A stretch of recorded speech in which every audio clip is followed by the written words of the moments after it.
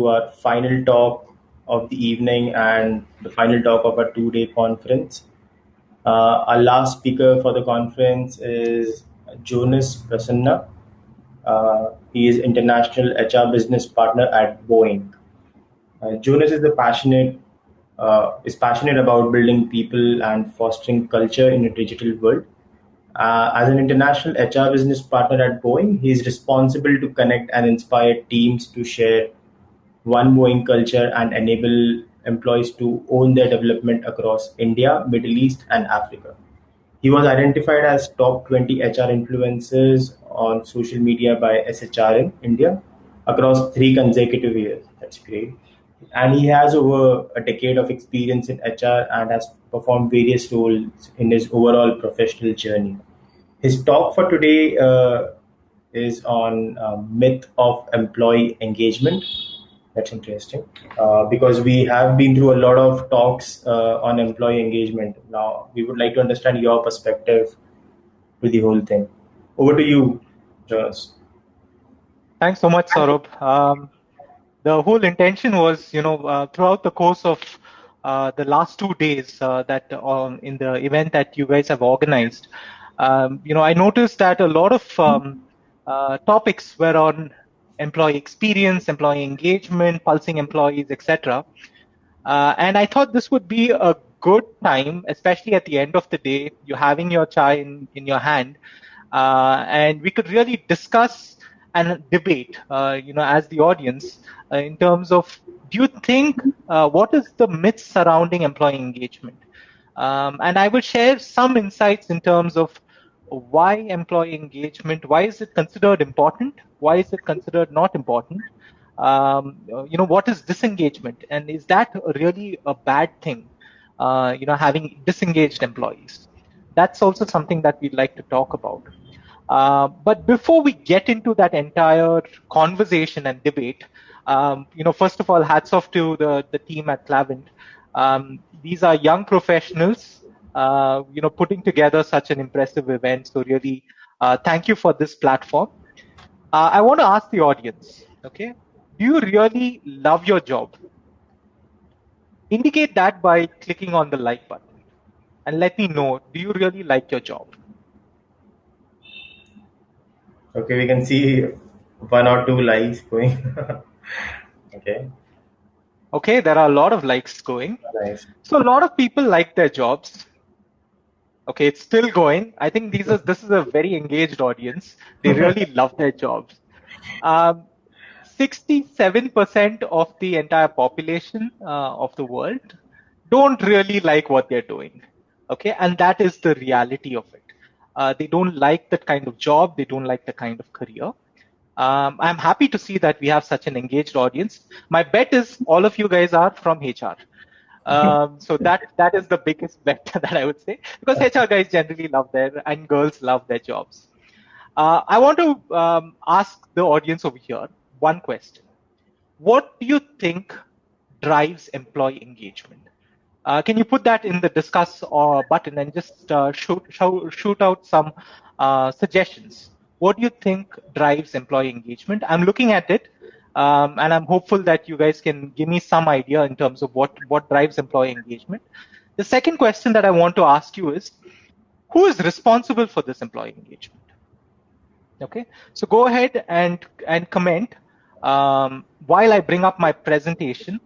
Who do you think is responsible for employee engagement, and what really drives employee engagement using the discuss option?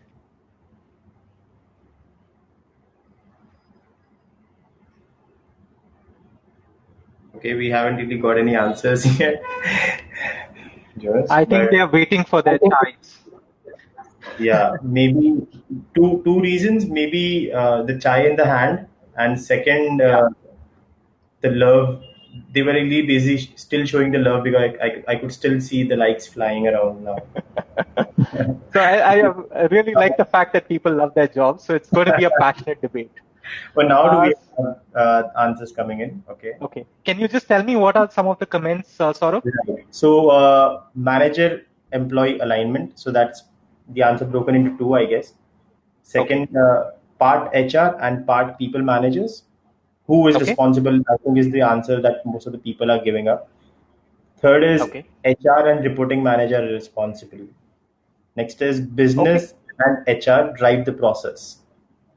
Drive the Uh, process. Deepa says leadership team should be the driving force for engagement. Last, Perfect. we have from Gitanjali. She says managers satisfaction or dissatisfaction. So I mean, most of the answers are like some are like answering only the one question. So you had a question in two parts. So most of them Yeah. answered the second part. I mean, who are responsible, and Hmm. and few people answered on what really satisfied. So I mean, Okay. So all the I'll answers are hold there. on to these answers. I heard a lot of M manager. I heard HR and manager partnership. Different kinds of things. I'll come Mhm. back to that particular part.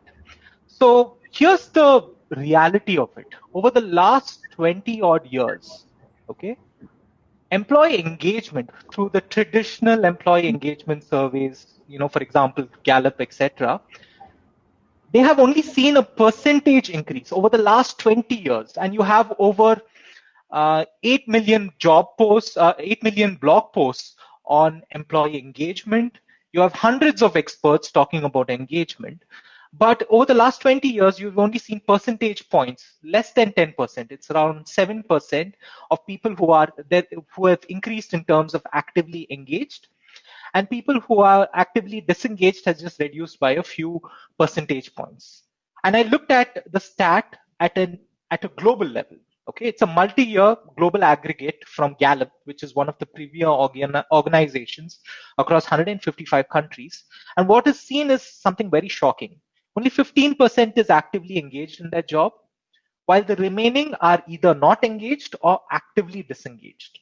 So there's a real problem that people are either not addressing, or they're using engagement as a management tool.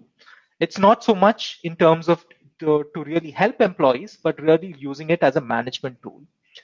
And what's the reason for this? The reason is that employee engagement, in my personal opinion, is a co-created experience. So a lot of people said co-creation, etc. And it's also a human process. It's not a management tool per se. And that's one big differentiator that I want to bring to the table in terms of how do we create that co-created experience. And one of the levers of creating the co-created experience, which is very important when it comes to really making a significant change when it comes to employee engagement, is something called the random act of leadership. Okay, what is a random act of leadership? A random act of leadership is very simply picking up the phone or going and meeting a person as a leader and just asking them, what are you working on? What resources can I offer to help you? And really engage with them, understand what's happening in their family, etc. The manager or a leader's call should not trigger panic in a person's, in a person, wondering what work is he or she going to give me, or why am I getting pulled up. Rather, it's like you look forward to having conversations with a friend or a colleague, because there is no judgment, there is no discrimination in this whole piece, and they are able to comfortably talk to each other. So a random act of leadership is something that is essential for moving the the percentage from what is currently to into a highly engaged workforce. Now, my presentation will have a couple of myths that I really want to bust. And I also want to say, for the problem that we have in hand, what do I do about it? And what can we do as HR professionals to really make a change in terms of moving that needle from engagement to really looking at how it can ultimately help employees on the ground. Now, the first myth of employee engagement is what HR does for employees. How many of you have heard your business colleagues say that HR is only involved in creating competitions, in doing rangoli, doing some sort of fun activities, etc. That is the role of HR. You guys are anyway jobless. and you organize all these fun events. If that resonates with you, click on the like button. I want to see that.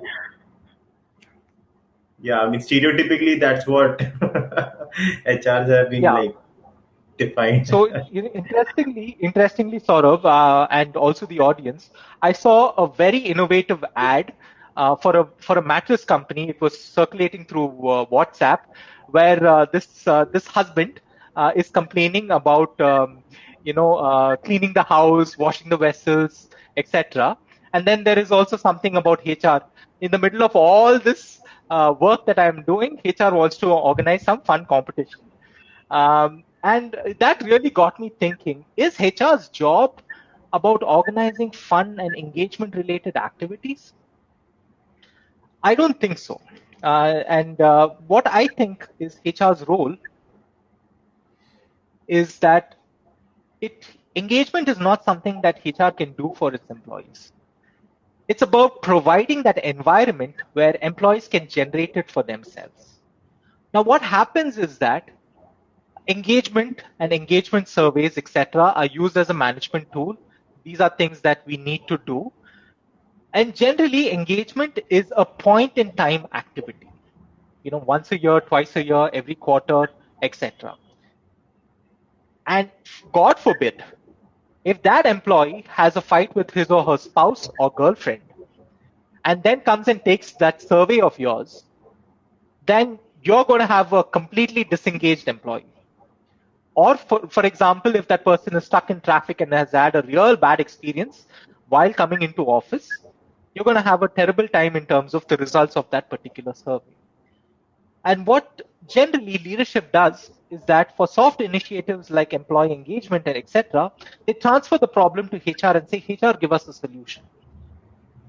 While what we have seen is in really proactive and organizations that really care about their employees, they take that solution and they flip it back to employees. Now, I'll give you an example of my previous company.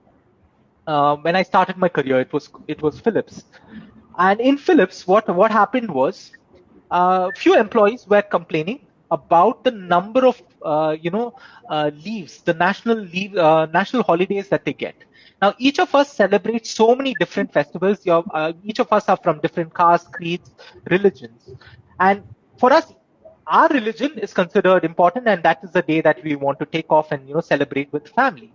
But it's not possible for an organization to do that. To give religious holidays, all across the year, because you'll never find employees working on, we'll be only celebrating festivals. Now, what we did was we took that problem and we gave it back to employees and said that, how can you solve this problem for us? And what the employees actually came up with a suggestion is that, can we opt in for leaves on the day that really matters for me? And they came up with that wild suggestion, give me all of that 15 or 16 days that I would get in terms of public holidays and give it to me at my discretion, so that I can use it over the course of the year, in addition to my paid leaves as well as privileged leaves. So we said, no, we can't do that. That will lead to anarchy in the company. What we will give you is 2 days, flexible days, 2 leaves out of those 16 leaves, where you can choose for the festival or the occasion that you want to celebrate. Now imagine what happened for the employees. This was a suggestion that they presented. We looked at our constraints and we ultimately gave them what they were looking for in terms of flexibility to celebrate their festivals. So that's how you engage with employees. And that's not something that HR did. We created an environment for employees to actually generate it for themselves. The second myth that I want to talk about is disengagement. Now, if you looked at my charts, it said 67% of people are not engaged and about 18% of them are actively disengaged. Now, I really want to challenge the thinking of disengagement. Now, how many of you have actually seen in your work environment where somebody was considered a total failure? This person just doesn't work. And whatever something happened, the person gets shifted either into a different team or a new manager comes and takes over. And suddenly, that person over a period of time is turning out into a rock star. Now, it doesn't happen for everyone, but it happens certainly for a few people. And then you ask that person, what really changed? And they're not able to articulate what really changed. And the answer is the kind of oversight or feedback that you get from the leader, from the organization in terms of how we treat disengagement. There is also a lot of things related to disengagement. I'm reminded of a quote. In the Nordic regions, Nordic and Arctic regions, there is terrible, winters. It is really cold. So there's a popular saying over there: don't blame the cold or the weather for feeling cold. Blame the clothing that you're wearing. Okay, the clothing is something that is in your control. And if you're able to have the right clothing for the right weather, whether it's raining, whether it's snowing, or whether it's very cold, you will be able to feel comfortable. So that's the same way I look at disengagement. And I would say disengagement has these three aspects: focus on what they value, which is basically if you have a disengaged employee, ask them what is that they value. And I'll give you an example. We were hiring a lot of freshers in my current company, and a few of these freshers were put into development jobs, and few of them were put into testing jobs. Now, obviously, the folks in the testing jobs felt very dejected, saying that why are we put into an unsexy kind of role, because the developers, the coders work on those fancy technologies. They get all the credits, etc., and we are like the back end. I had to actually reframe it and say, in the context of building an aircraft, you are the last line of defense. If you say that the aircraft can't fly, then the aircraft can't fly. You're putting people's lives in danger. So that is the level of importance that a tester has in our organization. And if you let things slip, then people potentially can die. And when you frame it that way to somebody who's disengaged with their job, they get a real appreciation and meaning and a higher purpose for what they are. I talked about performance, and I gave that example in terms of, the perception of performance can change. And you need to really help and coach and guide them to understand what's hindering their performance. And lastly, disengaged people are people who will challenge you, who will force you to do things differently. And you can use them as a great ally in terms of helping to actually build the kind of culture that you want to build in that organization. It is so important to have that cognitive diversity within your teams, that if you have all yes men, then you will get into a situation where the emperor has no clothes. Everybody says that the emperor walks without any clothes and say, wow, what a wonderful piece of clothing. You need people to point out and laugh at the emperor and say that, hey, you don't have clothing, better go and get some clothing on. So that is the importance of cognitive diversity. So that's the second myth. The third myth that I want to talk about is high engagement equals high loyalty. Now, just think for a moment. Imagine an IT park, okay? In a 5-kilometer radius or a 10-kilometer radius, you have over 1,000 companies all hiring the similar kind of skill sets. The war for talent is so incredibly high. Just because your talent, is engaged doesn't mean they are loyal to you. And while doing some research in this particular area, I came across a leadership IQ white paper, which talked about job performance not being a predictor of engagement. And it said that 42% of the organizations, low performers are actually more engaged than high and middle performers. And I was just blown away by that in terms of how can you say that low performers are more engaged than high and middle performers? And that kind of got me thinking in terms of why would a high performer stay within your organization? A high performer would stay in your organization if a few things are fulfilled. One, that person hears, feels, and and believes that he or she belongs there and is able to make an impact. The second thing is that the leaders actually care about the individual. And third and most important, they are able to have mutually collaborative relationships with their peers, with their colleagues, with their stakeholders. These three things will determine whether a person actually stays within your organization or not. And I came across another statistic which is thrown over here in terms of 43% would leave their companies for a 10% pay rise elsewhere. So in this highly competitive world, we really need to look at engagement not so much as a HR tool, a management tool, a way to identify what people are thinking, feeling, but really empower the first line leaders, the managers, and the leaders in the organization to have conversations with employees to really understand what they think, feel, and hear. Because at the end of the day, at the core of everything, it is a human-centered process. Now, I've talked about the myths of employee engagement, and I just want to end it with how do you drive from engagement to experience? Okay. And I'll just go off full screen sharing, and I will go in the video mode. So how do you move from engagement to experience? So let me share an example. So we did a pulse survey of our people, to understand what's really bothering them, what's some of the areas that we can really improve. And we followed a model of 1, 2, 3. Now, what is this 1, 2, 3? So each of the managers had to identify one action. Okay.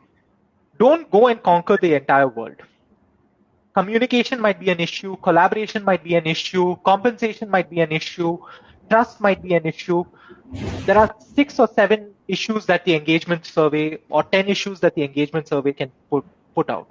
Just identify one issue. Identify 2 actions that you will do for that one issue, and 3 times that you will go back to your team and give them an update on that issue. That's it. 1, 2, 3. One issue, 2 actions, 3 times that you go and tell people. When we did this, we came to know that a lot of people in our organization, and this is connected to the point of engagement and loyalty, wanted to know what is the career growth that I potentially have in this organization. I've spent a couple of years in the company. I don't know what next. What is the career path for me? And we started hearing this across different parts of the organization. And what we realized was career growth was important, but also people wanted to know what other things that we are doing within our organization. They wanted to know what is the other businesses. We have a defense business, we have a space business, we have a commercial aircrafts business, we have a services business. So we created, and this was where HR actually took a conscious step back. We didn't want to be in the forefront and really do some coaching or career conversations sessions with employees. We said that let's form a core team of employees who will actually create a career fair for the employees within our company. Now, what does this career fair comprise of? The career fair comprises of people who can talk about the specific businesses that they are working on. They talk about the technologies that they're working on. They would talk about the growth path of the company, etc. And folks can go and visit. We had live stalls, etc. Folks can go and visit these stalls and really understand what is the kind of work. And we found that this simple act led to so much of cross-business opportunities. What did it also result in? It also resulted in people making connections. When there is an opportunity, they were able to apply for that particular opportunity. So we didn't start with, the career growth part. We talked about how do we increase cross collaboration and business opportunities within the company, and career will follow. And then where HR came in was how do you really apply, how do you refer friends, etc. And this entire process was led by employees. So that was the power of engagement. It is not a HR process. Disengaged people can be converted provided they have the right nourishing environment. And finally, if you want to engage with engagement with of people and in turn build loyalty, you need to give them career paths. You need to enable them to create that environment at the end of the day to really move from engagement to that whole experience cycle. So engage. So whatever the service providers, the pulsing organizations will give you is just the result. You need to take that result, help employees understand, assimilate that result, and then use the technology, use whatever infrastructure that is there within the organization to really make that difference. That comes to the end of my talk. I am there on social media. I am there on LinkedIn. I'm there on Twitter. Please feel free to reach out to me. We have a few questions. I think I'm hopeful there are some questions. I would love to engage in a conversation with you if you have some questions. Saurabh, can you help me out over here if there is any questions? Not really, Jonas, to be honest. All we have are the likes, which you can see flowing in. I don't know. We have around more than 2,500 likes. I mean, people are still loving the jobs, I guess. Oh, we do have a question. How to engage? Okay, I'll read out the question for you, Jonas. It says, how Sure. to engage employee when they're already disengaged? Okay. Yeah. So first thing that you need to know and think of, okay, I'm thinking from the perspective that I'm the manager of that employee. Okay. Yeah. The first thing is I don't make assumptions. It could be that I've inherited this employee, or I'm going with that assumption that I've inherited this person. He's completely disengaged. I would want to understand what is the source of disengagement. Now, the source of disengagement could be, is the person really able to connect with the purpose of the organization, the purpose of their role, and how are they contributing? It could also be something which is personal. And I'm very cognizant of that if it is a personal matter, then my recommendation is to get employee assistance in terms of several organizations have that. They have counselors that can actually help with the personal aspect of that particular problem. So the key is to identify what is the concern. Now, I gave the example of the testing person. That could be one way of looking at it. But don't make that assumption. Ask, inquire, show that you care and you can collaborate. A lot of times, what happens is also that the person might not be getting help from their colleagues. And that's very important, which impacts their performance. And you as a manager is responsible for providing that environment where collaboration can occur. So that is also a trigger to really help people understand and really help them move from from disengagement towards being engaged and energized with the organization. Great. Well answered. Jonas, we have a few more questions came in. I'll read out the next one. It says, how employee engagement can be done or helpful with a small team or a startup organization. So, the power of a startup organization is that you are trying to solve real big problems. Okay. And that is the most exciting thing, because when you are in a conglomerate or a multinational company, you're a small, small, spark in that entire big bonfire. So the startup organizations, I would say, the biggest thing is your ability to solve a big problem which will energize people, and that's why you guys came together in terms of to create that startup to solve that particular problem. The second thing with the startup is that you can have that conversation with each other and can have a really honest conversation. I know the power of having an honest conversation. When I say honest conversation, I'll give you a few techniques on how to have that honest conversation. First, don't blame the other person. Instead of blaming the other person, tell them how you feel. Okay, it can be right or wrong, but it's important to acknowledge the feeling. That is the first step. The second step is to not expect the other person to either apologize for their actions, but to at least get into that frame where at least they've heard the problem, and that's half the battle formed. What I've seen in my personal experience by having difficult conversations is that just the simple act of sharing how you feel and the other person acknowledging that you felt like that, maybe there is something that I need to change, is a great way to enable engagement. And the last but not, if nothing works, take them out for a drink, and sort your problems over a drink. That's great.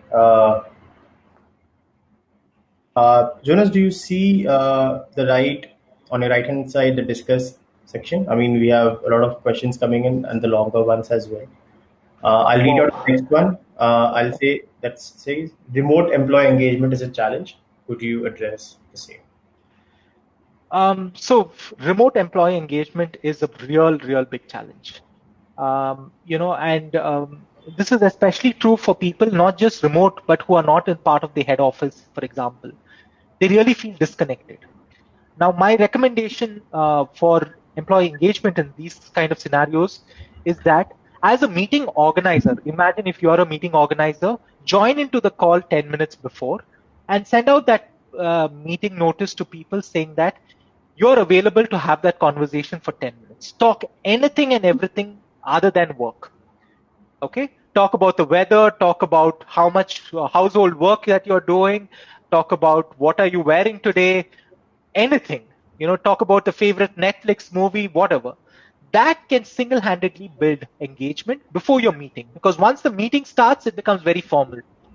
So I've always found that 10 minutes before the start of a meeting, or during the meeting, if you have a 1 hour meeting, spend 10 minutes just understanding what each other are doing. That will solve a lot of problems, in terms of engagement. And because of the fact that we are in so many meetings because of COVID, imagine the number of, in-personal conversations that you will have.